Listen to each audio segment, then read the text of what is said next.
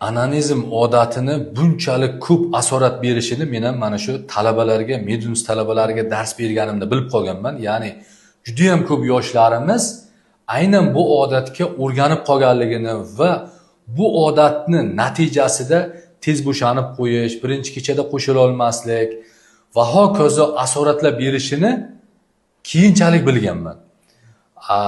Hattoki nevropatolog vrachlarimiz ham ko'pchiligi bunaqangi asorat berishligini o'zlari ham bilmaydi. Chunki kim qaysi soha bilan ko'proq shug'ullanib, ko'ravergandan keyin bunaqangi asoratlar borligini bilib qoladi. Mana siz ham bu bemorlar bilan birgalikda ishlaganimizdan keyin ko'rgansizki, bunaqangi asoratlar borligini-da.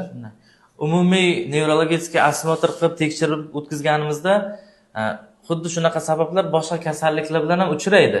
Bizlar boshini MRTga jo'natamiz, EEG qildiramiz, boshqa qilamiz, nevrologik o'tkazuvchanliklarni tekshiramiz, lekin normalni chiqadi unaqa holatlarda. Immundan keyin shu vitaminizatsiya qilib, o'sha spermani tarkibini bilamiz, o'sha vitaminlarga topshirganimizdan keyin o'sha muammolar kelib chiqadi-da. Aniq sababini o'zi bilamiz-da.